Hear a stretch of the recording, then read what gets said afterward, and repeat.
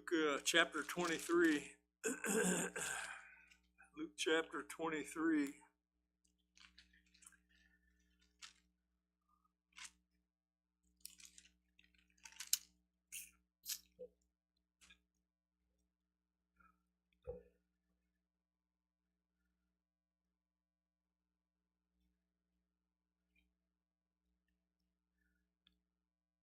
Luke 23 and verse 1. Then the whole company of them arose and brought him before Pilate. And they began to accuse him, saying, we found this man misleading our nation and forbidding us to give tribute to Caesar, and saying that he himself is Christ, a king. And Pilate asked him, are you the king of the Jews? And he answered him, you have said so. And Pilate said to the chief priest and the crowd, I find no guilt in this man. But they were urgent, saying, he stirs up the people, teaching throughout all Judea, from Galilee even to this place. Verse 6, when Pilate heard this, he asked whether the man was Galilean. And when he learned that he belonged to Herod's jurisdiction, he sent him over to Herod, who himself was in Jerusalem at the time. Verse 8, when Herod saw Jesus, he was very glad, for he had long desired to see him, because he had heard about him and was hoping to see some sign done by him. So he questioned him at some length, but Jesus, made no answer. Verse 10, the chief priests and the soldiers stood by, vehemently accusing him. And when Herod and his soldiers treated him, with contempt and mocked him, then arraying him in splendid clothing, he sent him back to Pilate. And Herod and Pilate became friends with each other that very day, for this they had been at enmity with one another. That's one of the most strange things I think I've read. I mean, it's not strange that it happened. It's strange that Luke recorded that. And there is a friendship on the outside of Christ. There is a unity. There's this friendship. There's this camaraderie that people who are outside of Christ have with each other. And that's what we see here. But we're seeing a lot of things here that are just as there's nothing new under the sun. So Jesus has been arrested, back in the garden, and he's being accused of being the leader of a revolt against Rome, basically, which would make Pilate, the Roman governor, that would make his ears perk up. But here's the thing about this. These guys are making all these accusations that Jesus is a rabble rouser, and he is calling the Jewish nation to arms against Rome. But he knows what's going on with Jesus. He knows that Jesus has not been calling people to arms, to an armed rebellion. He gets reports from all over Israel. He is the governor down there in Judea, but he gets reports everywhere from everywhere. He knows what's been going on the last 3 years, and he knows that Jesus is not a threat to Rome. He's never threatened Rome. This is the part that I just want to get this over with, because this is very personal, and every time I read this, I get the wrong kind of heart toward these people who were lost, and I forget that I was once one of them. So that's how'd you mean that? Amen.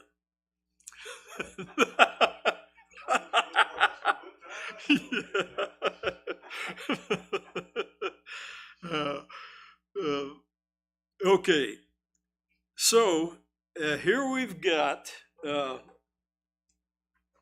in the land of Israel, the west coast over here. Egypt is down here, the Mediterranean Sea is out here, Greece is that way, Syria is over here, and here we've got Galilee, Jordan River, about 90 miles long, and then we've got this Dead Sea down here, and then it kind of gets off like that. Over here in Jesus' day, we've got a place called Perea over here, and Galilee is I'm not far enough north, but I'm not going to redo it. And you've got Samaria down here. And you've got a little kingdom down here called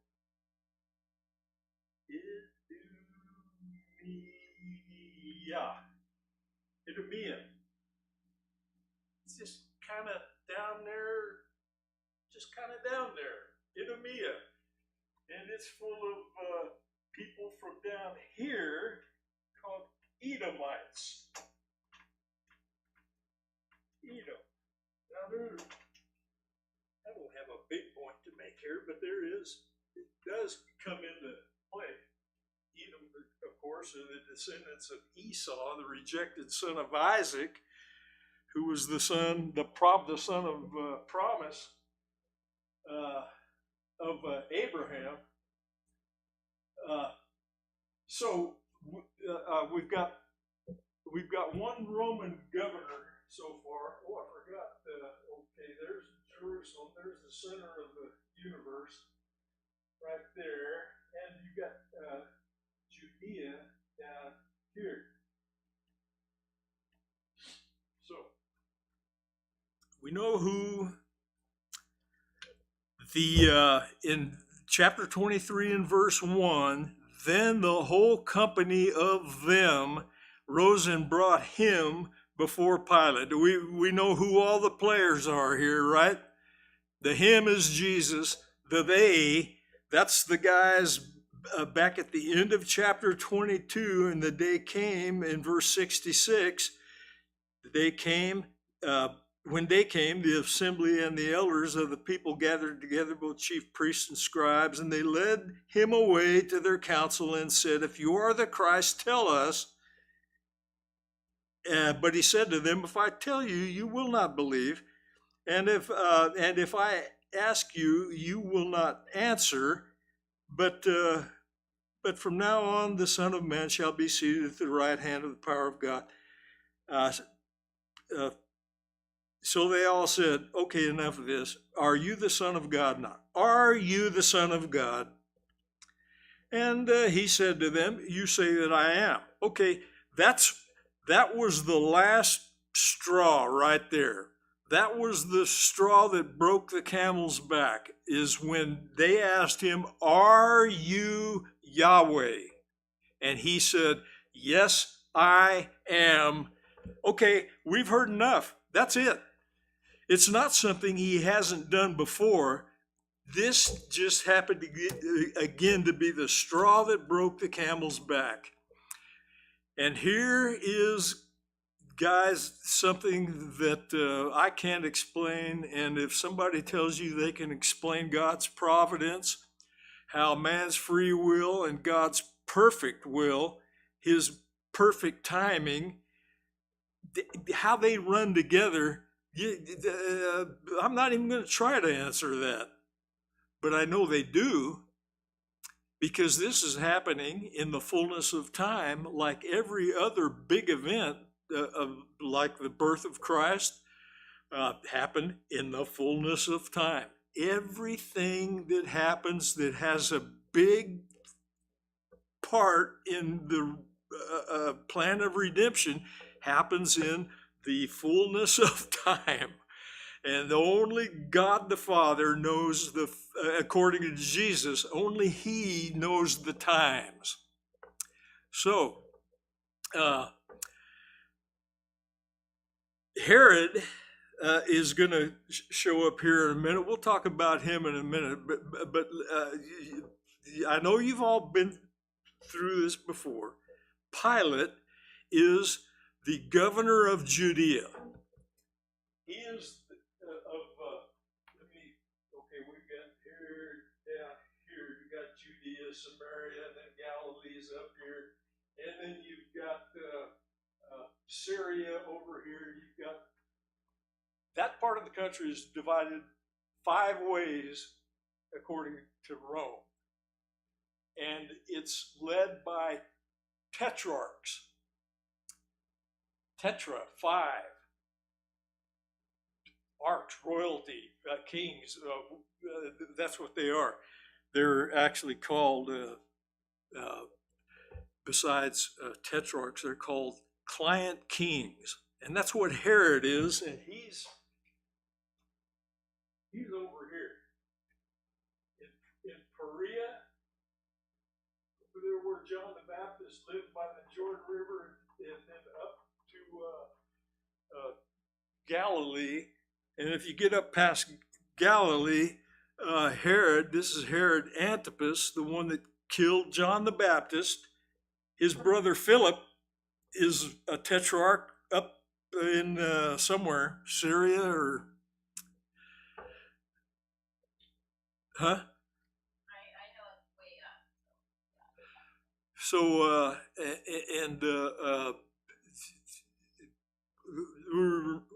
we remember the story about John the Baptist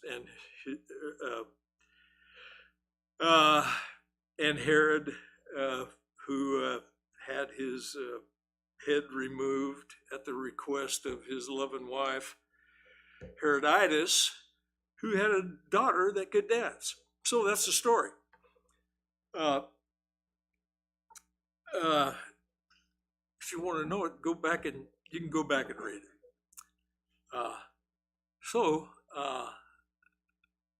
Okay. Now is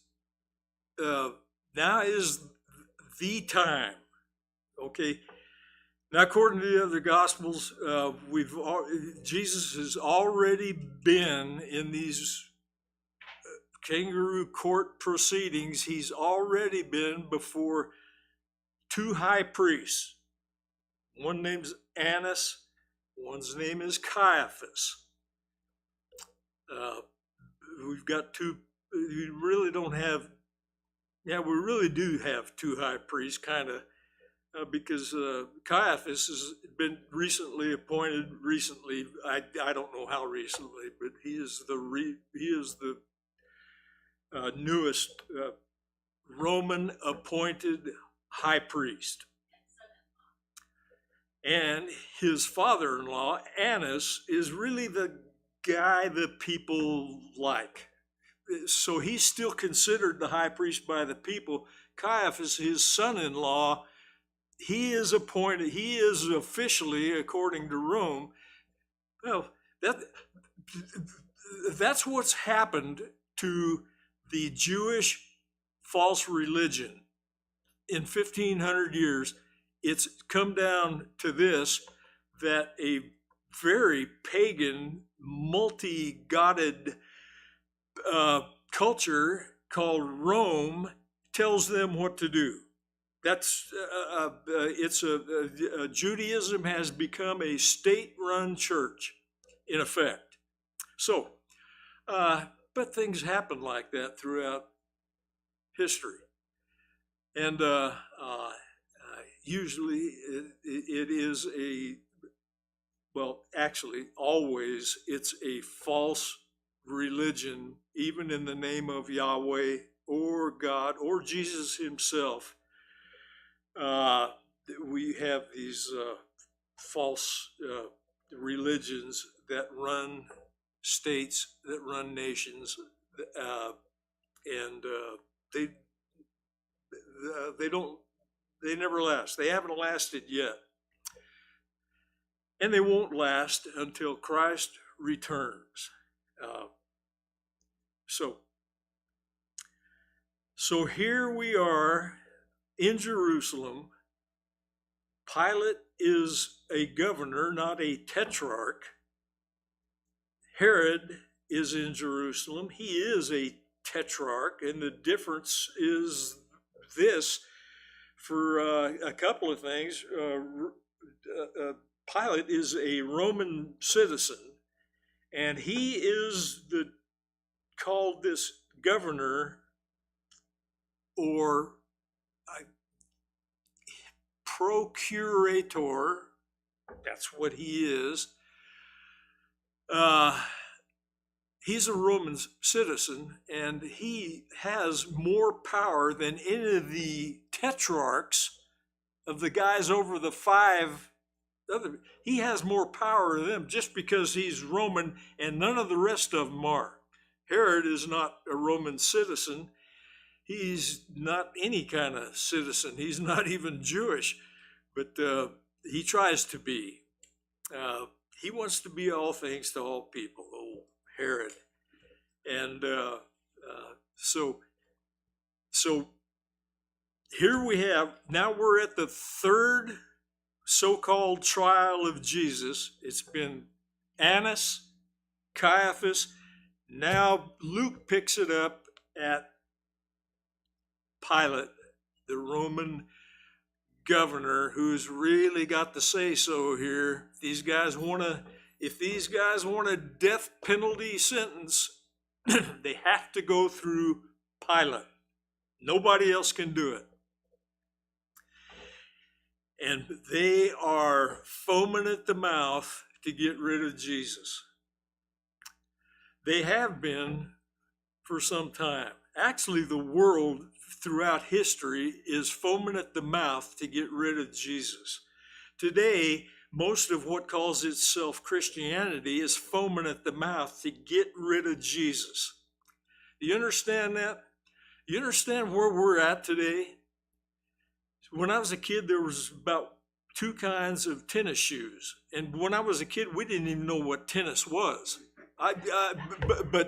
But tennis shoes it was one word. Those are tennis shoes.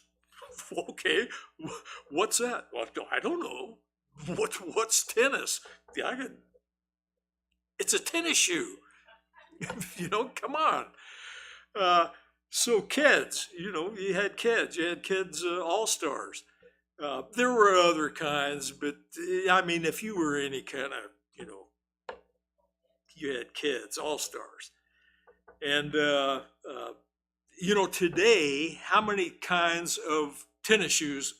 Here I go.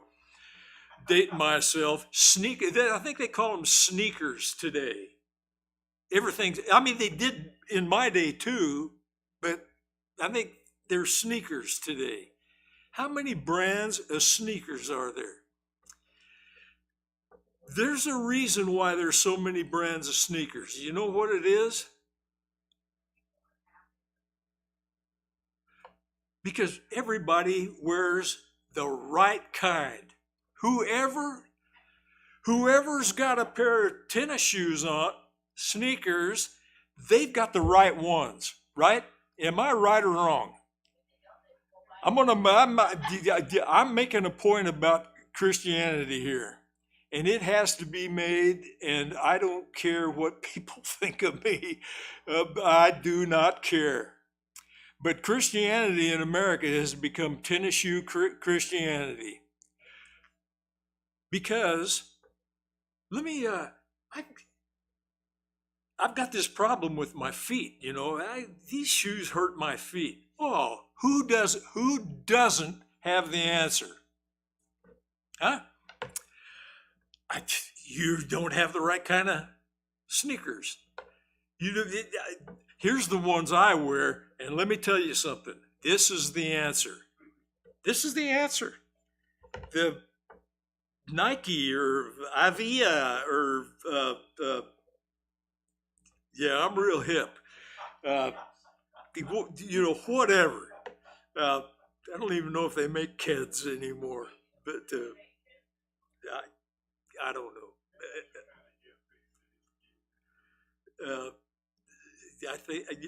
I think they're very trendy right now.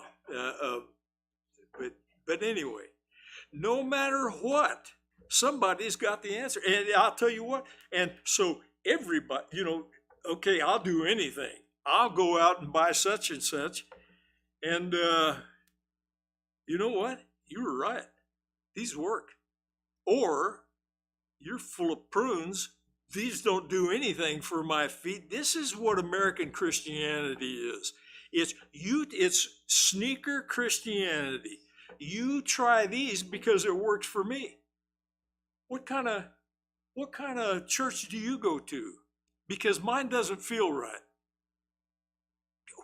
Yeah. Well, try this one. Try this one over here. It's really great. And you go there, and it either is or it isn't, but there's plenty of more pairs of sneakers out there. Plenty more. That's the one thing that I wanted to lean into hard as we approach the end of Luke here, is that Luke does the best job anywhere, any gospel, the book of Hebrews, the book of Romans, those are deep. I mean, you got to be on the ball to go there. But you don't in Luke. And Luke does the best job of presenting the person and work of Jesus Christ of any of the Gospels. I'm not saying anything against the others, but I'm saying that Luke does the all-around best job of explaining to most excellent Theophilus and not too excellent me who and what Jesus is. So here we go. And the reason I have to be reminded of that is because we're about to lose him. He's about to die. So here we go. We're back in Jerusalem somewhere. I don't know where. There's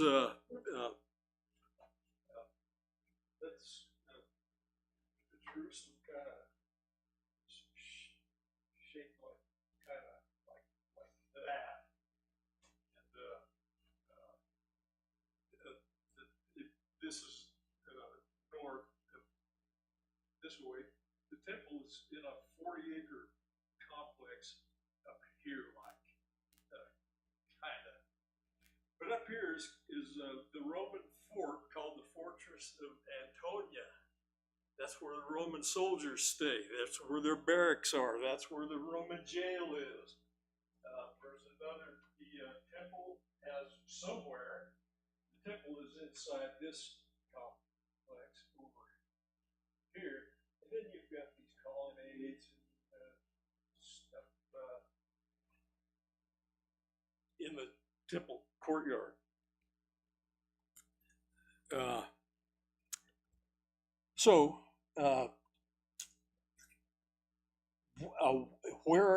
Where is this trial? Maybe it says somewhere, but I don't know.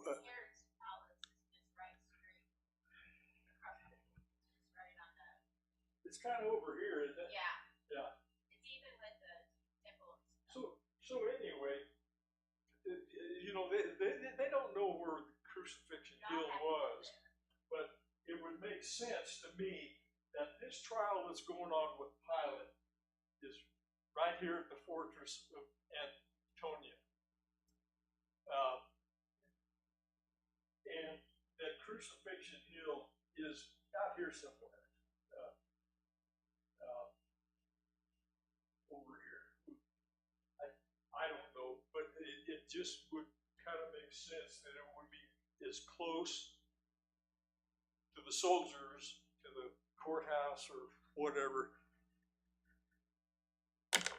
That is the last thing that bothers me, is where Crucifixion Hill was. The last thing. There's a lot of last things that don't matter to me that are going on here. But the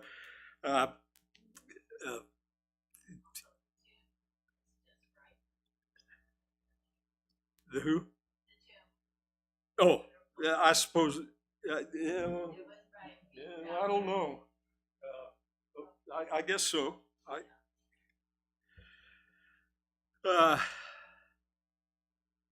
Okay. Back to verse 1. Then the whole company. Okay, who's the whole company here? Or does your version say that? Then the whole company of them. 23:1. Okay, okay. This is the Sanhedrin. That's right. This is the high priest and 70 other Sadducees and Pharisees that make up the official Roman recognized civil and religious court to kind of pacify the Jews, to make them think that they've got some kind of power over their own country. I think as far back as you can go in history, that there's a lot of nations, powers that take over other nations that do that. They let them live the way they've always lived, and that kind of pacifies them, because they really don't want anything more from another nation or country than their money, or if they a place where they can grow crops. That's what they want.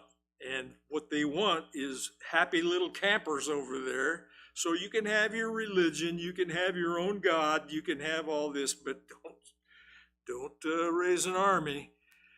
And that's just what Jesus is being accused of here, by the way. He's a radical revolutionary. Verse 2, and they began to accuse him, saying, we found this man misleading. How many versions say in verse 2, we found this man misleading our nation? Okay, that's actually not bad. What are you reading there? You've got a New Living, right?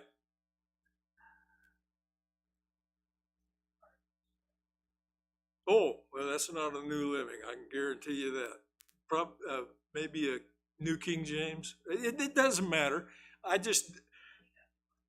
Well, okay. Anyway, I looked at 6 different versions, including the complete Jewish Bible. Now, if you've never seen, my daughter-in-law got that for me for Christmas one year, and it's actually excellent because it's translated by Messianic Jews, and it's pretty neat. They use lots of Hebrew words that you have to look up in the back. It takes a little work, but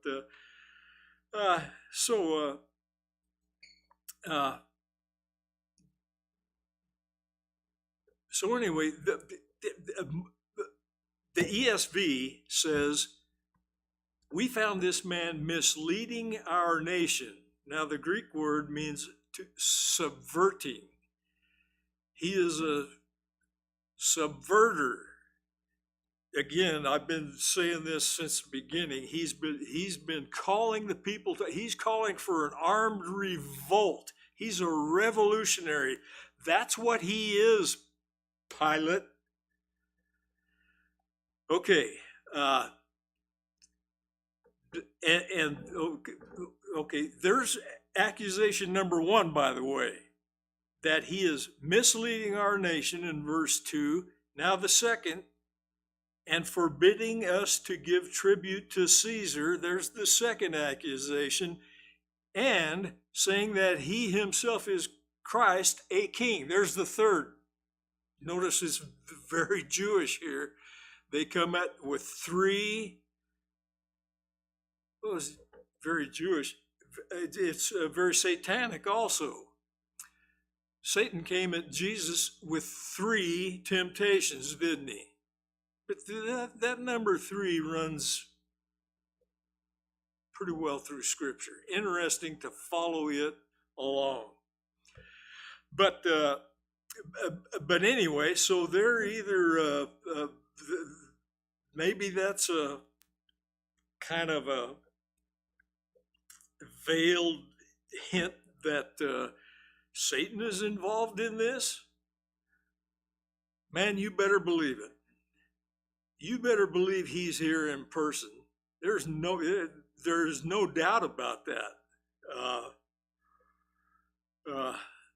Yeah, he's there, and so okay. There's the three charges. Now remember something. It's Passover today, Jewish Passover. It's a holy day.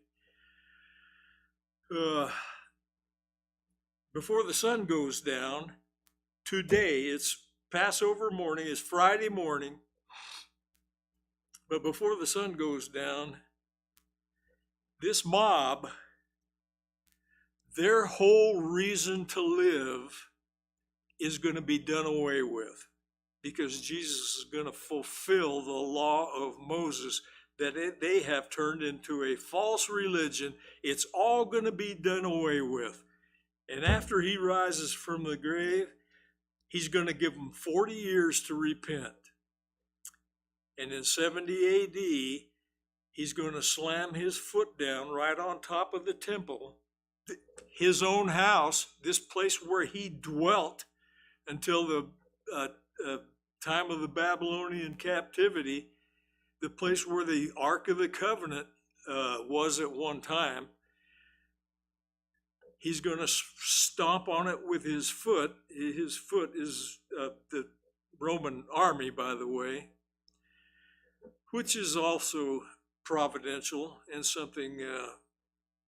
If you really got a handle on providence, write a book about it. I'm sure that there's a zillion of them out there. I'm afraid to, because I don't want to be any more confused than I already am. So,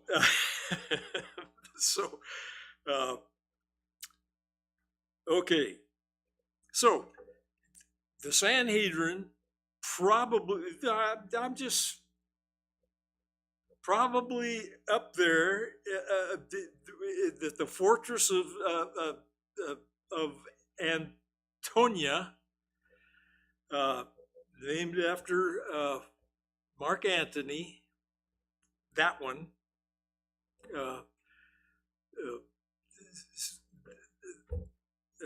That guy, they had the Cleopatra. That's who it's named after. Anyway, so that would just be my guess as to where they're at. Because they don't, they don't want this crucifixion hill. They don't want it to be any further than it has to. But it does say that Jesus carries that cross for quite a ways. And another guy who is a Simon of Cyrene, he's coming up. He's going to carry his cross for a ways. And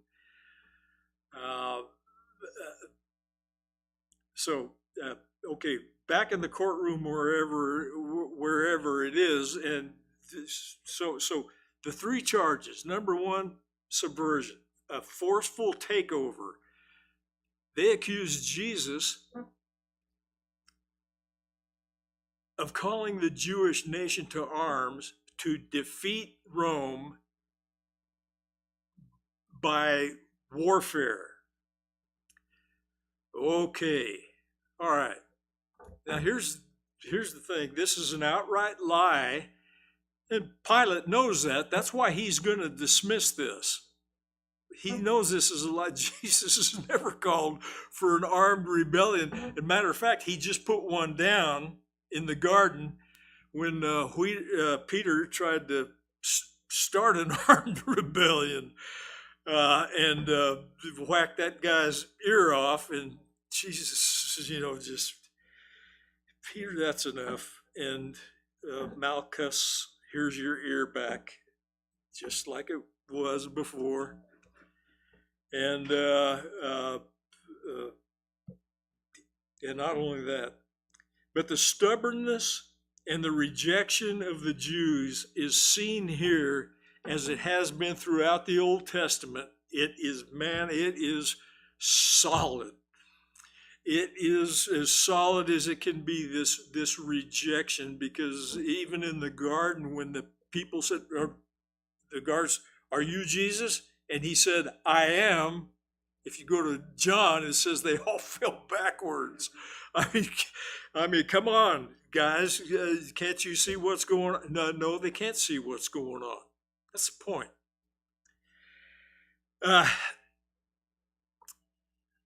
So, no, Jesus never said revolt. He said repent plenty of times, but never revolt. So this first one is an outright lie, and not only that, think of the hypocritical irony here that they're accusing Jesus of being the type of Messiah that they're looking for. That's what they're looking for in a Messiah, is one who's going to call an armed revolt and wipe out the Roman Empire. Hypocrisy just, look, we've already seen this before. I can't even think of how many times. These guys can't even catch themselves in a lie. It was like the Sadducees when they were talking about the guy who got married 7 times, and about the resurrection. Well, they didn't even believe in the resurrection, but they didn't even take that into account when they. So that's this is a total fiasco. It's a total zoo, and everybody who is involved, except the Lord, of course, is. This is like watching Mad World. If you've ever, or the Keystone Cops or something like that, that's kind of the scene.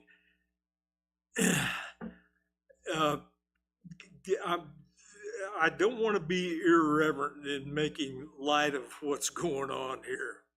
The sins of the world are about to be paid for. My sins are about to be paid for, just here in a short time. So there's nothing I want to be irreverent about. But this is the biggest fiasco that's ever happened in human history. This is it. The biggest injustice that's ever happened in human history is happening right now. So here, okay, there's the first accusation first charge in verse 2. He is subverting our nation. That's really how that reads. That's the first one. Did anybody want to add anything to that? Okay, enough of that. So the second charge is forbidding us to give tribute to Caesar. Okay, now how true was that? In fact, how opposite is that of the truth? Because what did Jesus say to these same hypocrites when they asked him, is it legal for us, or is it right for us to pay our taxes to Caesar? And he said, show me a coin and render under. Okay, it's the same guys. It's the same guys. Okay, there's their second accusation, and that is an outright black lie. All right. So, even if it wasn't, what they're doing probably in their own minds, if they can even think this far, is they're mixing truth and error. They've got a little bit of truth here, maybe, but it's mixed with error. And truth mixed with error is pure error. A little lie mixed with a lot of truth is a pure lie. This goes back to that tirade I went on about how many Jesuses and how many versions of Christianity that people just think this is the greatest thing ever, that we're so diverse that we have all these different Jesuses. And here's my box. Here's my pair of tennis shoes. What?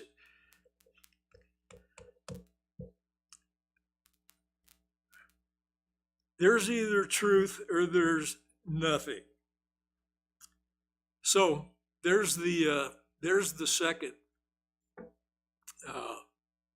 charge against Jesus, forbidding us to give tribute to Caesar. Okay, outright lie. And saying that he himself is. Now look at your version at the end of verse 2 there, because here's how the ESV reads: he himself is Christ, a king.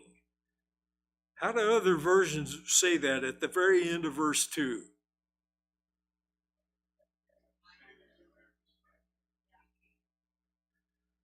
Okay. Christ. Okay, this is the Sanhedrin. They're telling this Roman guy, Pilate, he has claimed to be Christ, a king. Okay. What does Christ mean? It means anointed one. That's the word for Messiah. He claims to be Messiah / king, which is a son of David. Okay, now we're really getting in deep stuff here. But that's what they're saying. And they haven't said that he's claimed to be God yet. But anyway, that's the thing that set them off on this journey to see Pilate to begin with. Anyway, okay, all right. So Pilate asked him, verse 3, "Are you the king of the Jews?" And he answered him, "You have said so." In other words, yes, I am king of the Jews. Okay, now this, Pilate's ears might have perked up here. Now we've got insurrection going on, and we've got a guy claiming to be a king, but Pilate knows the Jewish religion too, somewhat. Look, they're not telling him anything new here. Has Jesus claimed to be Messiah, the King? Yes, he has. But here's the thing. It's the battle of the gods we've got going on here. Pilate doesn't mind the Jews having their own God, Yahweh. That's fine. You can have your own God, because we have a whole mountain full of them.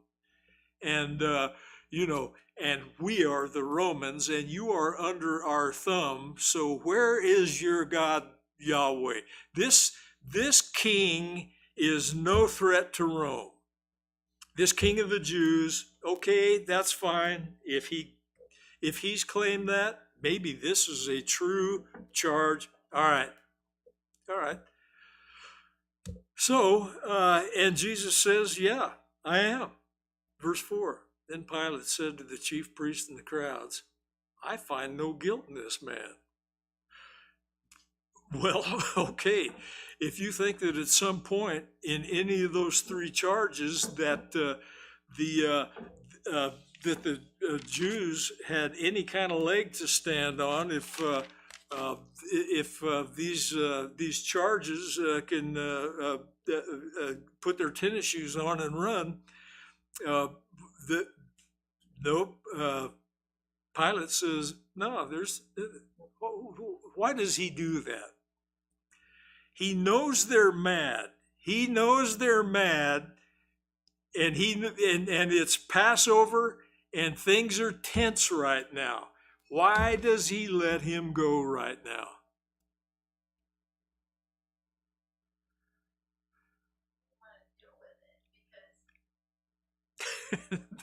It's as simple as that. He wants, be gone. Get out of here, you guys. Shoo.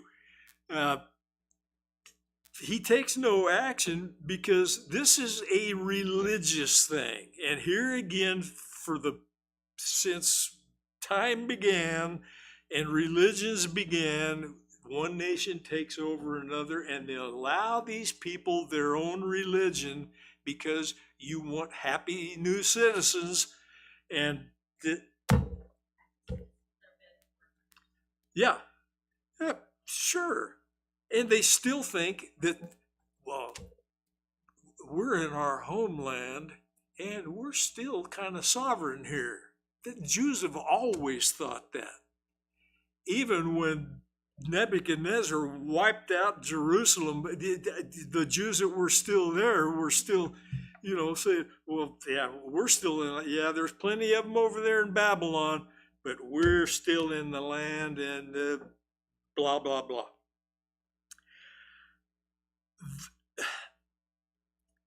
So, well, the fact is, Jews aren't happy campers. They hate Rome. And Rome hates them. But this is one of those paradoxes that also happens in history. They got to have each other. Israel can't get rid of Rome. They're going to try. I give them that. Here, pretty soon, in about 30 years, 35 years or so, they're going to try it. That's when God puts his foot down on the temple. But that's, I've already talked about that. That's not even part of the lesson. Okay, so, Pilate says, I find no guilt in this man. Verse 5, but they were urgent, saying, hey, wait a minute, Pilate. He stirs up the people, teaching all through Judea, from Galilee even to this place. That was a masterful move there. They throw in the word Galilee because that is Pilate's out right now. Because Herod is over Galilee and Jesus is from Galilee and Herod's in town. Man, this is perfect. This is perfect. Pilate says, take him to Herod because I don't want to deal with this.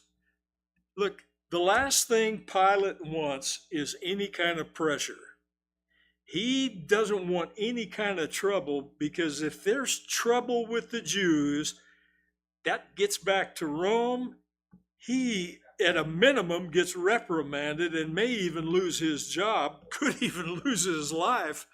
But this gig he's got in Jerusalem, Judea, this is where the power and the politics are. This is where the money is among the Jews. This is the place to be. This is the most lucrative position you can have, is to be the governor of Judea in Israel, which is not Israel anymore. It's called Palestine and is divided up 5 ways. Anyway, so uh, so Pilate is, boy, when he heard the word Galilee, he went, "Whoo, wow, this is great." Verse 6, when Pilate heard this, he asked whether the man was a Galilean. Let's make sure here. Verse 7, and when he learned that he belonged to Herod's jurisdiction, he sent him over to Herod. Okay, now we're going to have so-called trial number 4. He sent him over to Herod, who was himself in Jerusalem at the time. Okay, Herod's palace, he does not have a palace in Jerusalem. Because he doesn't live in Jerusalem. He probably, I think they say that his palace is, that's a mess. Over here at Jericho, on this side of the Jordan River, I might have read that one time. Doesn't matter. He's in Jerusalem right now. He is the tetrarch of Perea and Galilee, and Pilate just found that out, and boy, his day has just been made. I'll never have to see him again. I don't have to deal with this anymore because this is Herod's jurisdiction. But he doesn't know what a bozo Herod is. And I'm not just saying that. Herod is a real bozo. Because he's just giddy. He's like one of the 3 stooges with a pie in his hand. You know, he's always ready for a thrill. And he's just said, "Oh, Jesus is coming over? Oh, great. I've always wanted to talk to him because maybe he'll perform one of those, he's a magic man." Great. Herod couldn't be happier. All right. He calls himself, in fact, Rome calls him sort of tongue-in-cheek, the king of the Jews. Herod. He's the king of the Jews. And that does come into play here kind of when Jesus claims to be king of the Jews. But in order to get the full picture here, you got 4 gospels, and they all add things, true things. But anyway, so when Pilate, okay, verse 8, when Herod saw Jesus, he was very glad.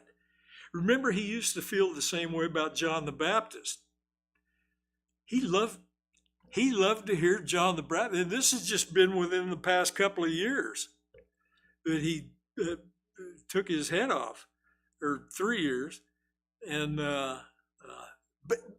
but he was almost like a kid with a new toy with these, he liked to hear John the Baptist. What did he like to hear? Did he like to hear his gospel? Did he like to hear him preach? I guess so. Did he get anything out of it? Nothing. He got nothing out of it. It was a form of entertainment to him, which is what a lot of preaching is today. And man, if you're not an entertainer, you can say goodbye to your so-called church because American people have to be entertained. They have to be entertained. So, people forever have to be entertained by religion. Why do you think pagans have all these different gods on Mount Olympus?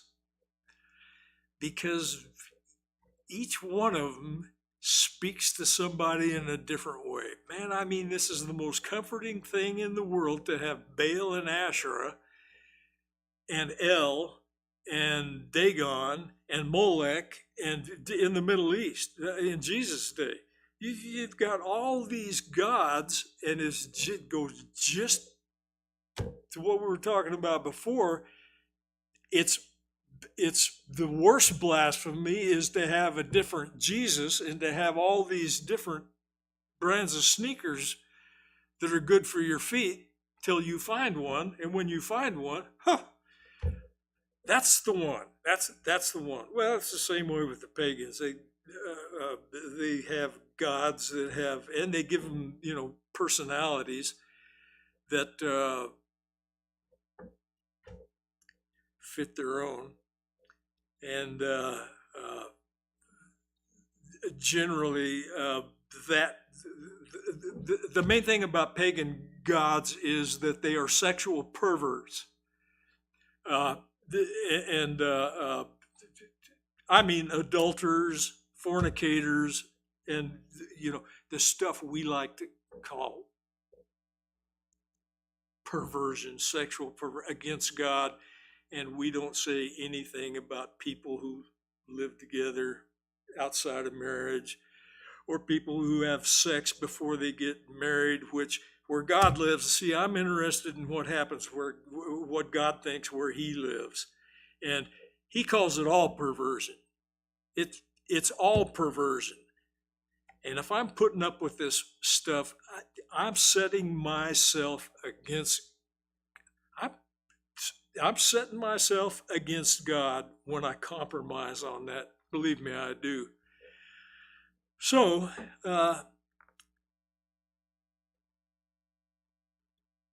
okay, let's swerve back onto the road here somehow. Verse 8 of Luke 23, when Herod saw Jesus, he was very glad, for he had long desired to see him. See, he missed his old buddy John the Baptist, whose head he had removed. But Jesus is like him. Because he had heard about him, was hoping to see some sign done by him. Verse 9. So he questioned him at some length, but he made no answer. Well,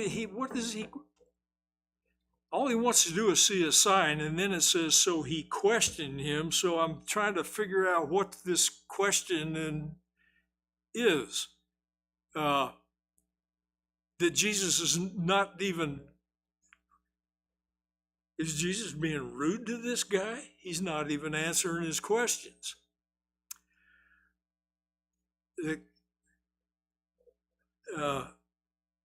Answer a fool, says the Proverbs, and you take part in his folly. If you don't understand that proverb, look at the trial of Jesus before Herod. He answered Pilate. He doesn't have anything to say to Herod, because Herod is a bozo. So verse 10, the chief priest and the scribe stood by, vehemently accusing him. Verse 11, and Herod with his soldiers treated him with contempt and mocked him. Then, arraying him in splendid clothing, he sent him back to Pilate. Verse 12, and Herod and Pilate became friends with each other that very day, for before this they had been at enmity with each other. Now, I can't make any sense out of that, except to say that bozos like to play together. Birds of a feather flock together. Does that mean that this Pilate is some kind of guy you can bounce around and like a basketball, like Herod is? It may be. They've found, here again, you can read, a lot of answers on this, but they found some kind of a mutual respect and even a like. I'm not going to say they loved each other. Even a mutual, some kind of mutual respect and love for each other, because there's something going on here that Pilate and Herod recognize about each other that says, hey, we're on the same level here. So whatever that is exactly, I don't know, but I think it's because they don't really believe Jesus is a bad guy, like the Sanhedrin. And they're probably like, oh, yeah, it's not it. But the Jewish people are going to push too hard. I don't know, but yeah, but okay, verse 11, the soldiers treated him with contempt and mocked him. So from the other gospel, this is where they slap him around and they blindfold him and smack him and say, hey, they have this game where who hit you? And like he's supposed to know all their names. So that's the part that just, again, that makes this worse than it is here, if that's possible. They treated him with contempt. That means they beat him up. Isaiah says that you couldn't even recognize he was a human being. This is what Isaiah is talking about early on in Isaiah 53.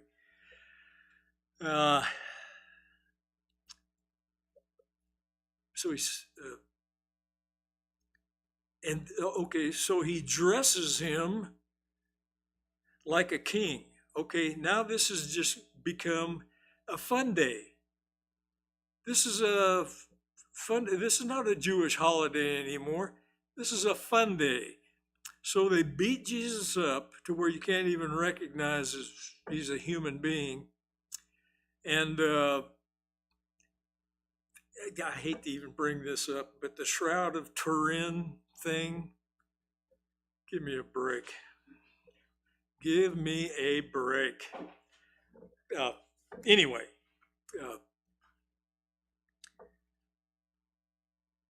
you've got some pretty solid guys that sign on to that whole fiasco. Anyway, okay, real fast. And Herod, verse 12, and Herod, okay, they became friends that day. All right, all right, whatever. Yeah, my favorite saying, it is what it is. So verse 13, and I'm just going to read to verse 16. Pilate called them together, the chief priests and the rulers of the people, and said to them, you brought me this man as one who was misleading. There's that word that was found in verse 2, where they accused him of misleading the people. That's the same Greek word. This man who is subverting, verse 14, you brought me this man as one who was subverting the people, calling them to arms. And after examining him before you, behold, I did not find this man guilty of any of your charges against him. Neither did Herod, for he sent him back to us. Look, nothing deserves death. Nothing deserving death has been done by him. I will therefore, he's already been beat to a pulp. I'll beat him up some more and just let him go. Okay. All right, we know that doesn't happen, but we're going to have to leave it there today. A comment or question? Okay, yeah, this is the lowest form of humanity that we've got here with Pilate and Herod and these the Sanhedrin and the others. There's others here beside the Sanhedrin. This is as low as it gets, and this is by people who are specially called by God to be a nation of priests. And they are a nation of absolute, total rejectors. They haven't found the right tennis shoes yet. And that goes for today. So